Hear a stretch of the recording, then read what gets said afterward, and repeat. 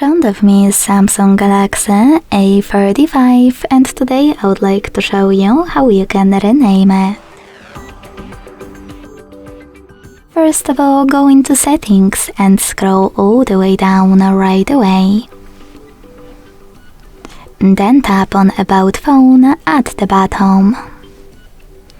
Finally, you can click on Edit under Current Device Name and type in wherever you want to, like Sunny. When you finished, select Done. And as you can see, after that, name of my Samsung has changed. Thanks so much for watching. If you enjoyed this video, don't forget to leave a like, comment and subscribe. Bye!